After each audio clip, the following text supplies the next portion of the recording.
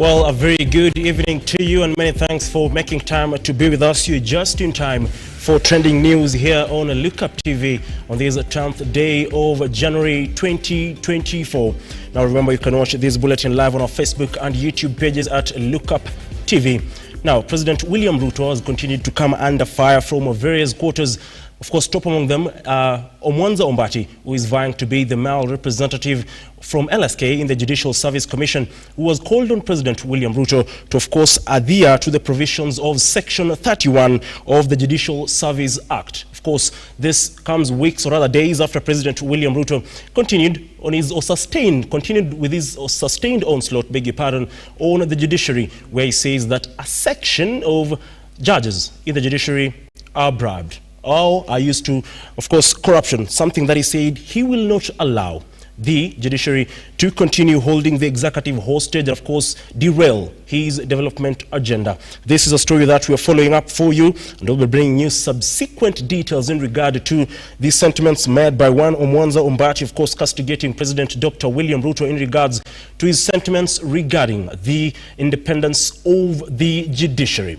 Now, moving forward, President William Ruto has continued his onslaught against the judiciary, castigating the courts for what he called stopping the affordable housing project. The head of state was speaking as he launched the project in Lookuptv County, calling on the courts to cease hindering development for needy Kenyans.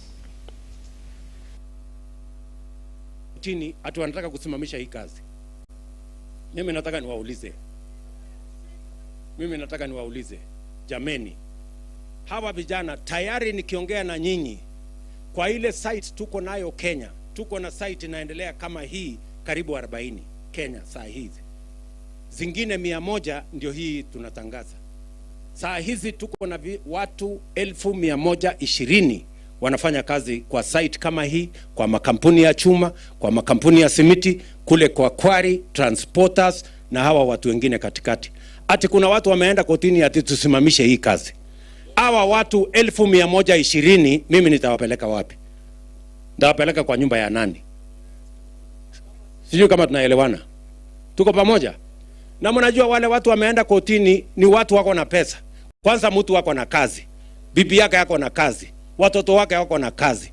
Yeye mwenyewe yako na biashara. Ameenda kotini kuzuia hii kazi isiendelee kwa sababu wako na pesa, anaenda kununua wakili, anaenda kuhongana kotini ati hii kazi isimame ati kwa sababu ya mambo madogo madogo.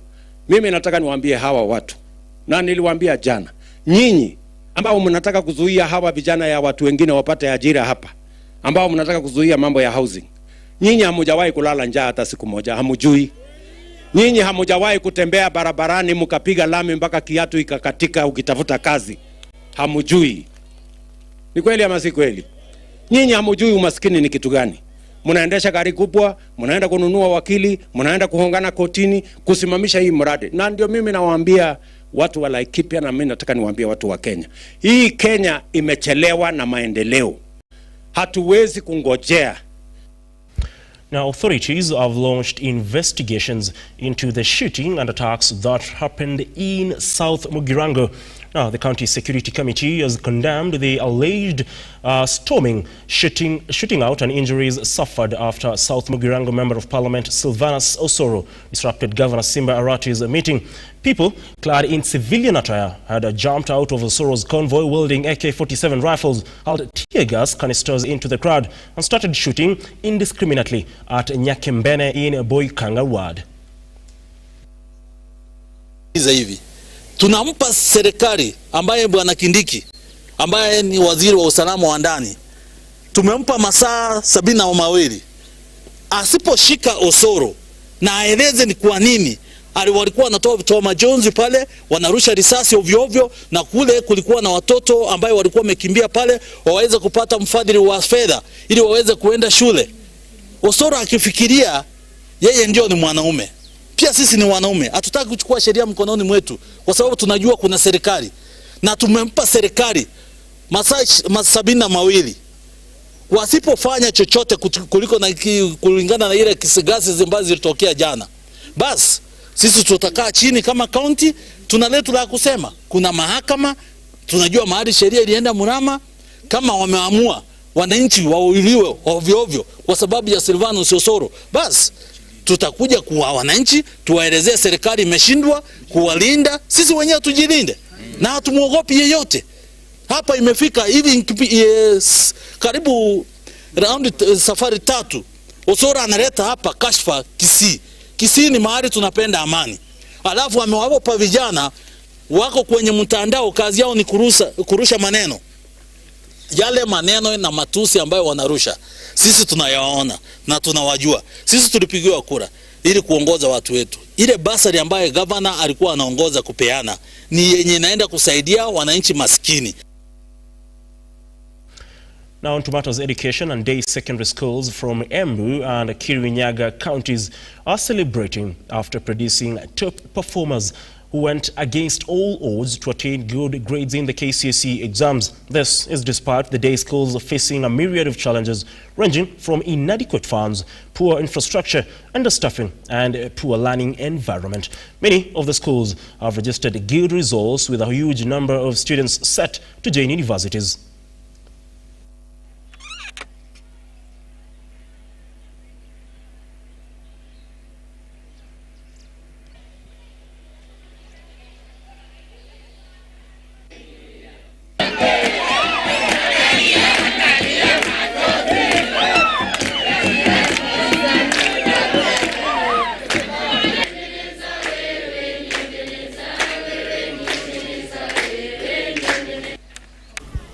I am happy to be here, having scored a B+, being a first timer for the first time. It's just a matter of being self-persistent amongst other challenges, the support from parents and from school. Far much to thank our principal and the administration for this. Yeah, and niseme nimefurahia sana, and now we in for the day to celebrate. Now, residents of Seme have given the government 72 hours to restore security in the region, failure to which they will take matters into their own hands. This follows a series of attacks that have led to 2 people dead and a toddler hospitalized. The residents say a mysterious gang has been going round their homesteads, terrorizing them. Kuungua kwa nyumba yetu ilitokana ghafla. Hatujui ni nini ilitokeana. Sasa tunaomba tu serikali tusaidie. Kupigia mwenzangu mwingine mdogo, akapigia mashemeji zangu wadogo. Kukuja nikafungua mlango. Si kuangalia chini ya mlango. Nilikimbia tu nione pale ilikuwa inachomeka.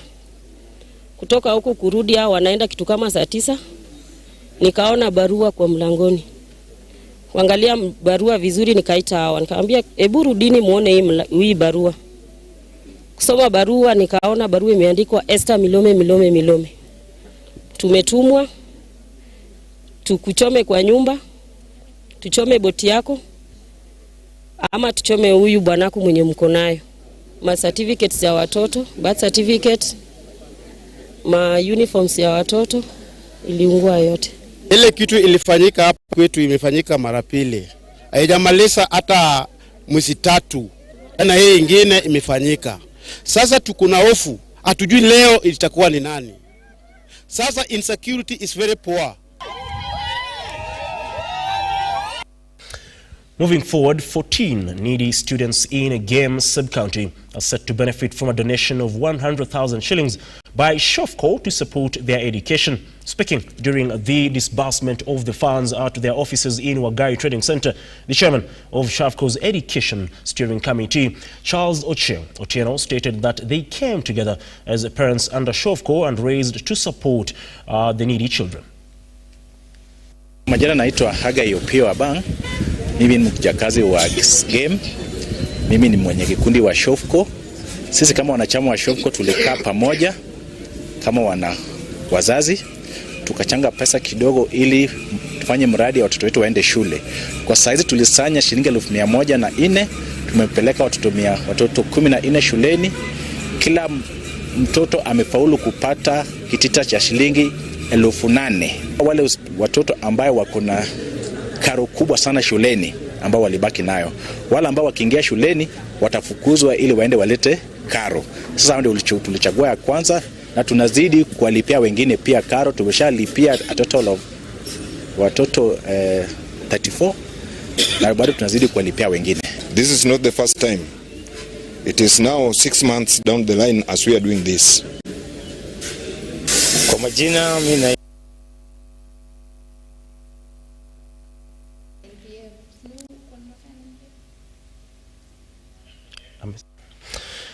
Now, FKF returnee Shabana FC have appointed former Posta Rangers Sami Pamzo Omalo as their new head coach. Pamzo will take charge as the new Torebobe managerial role after the Kisii side parted ways with their former coach Sami Okoth, who was fired due to a series of poor results in the FKF Premier League. In the statement from the club, signed by the club Secretary General Elizafan Karama, the appointment of Pamzo is expected to lead Shabana's survival in the second leg of the season. Shabana currently sit in the 14th place with 17 points.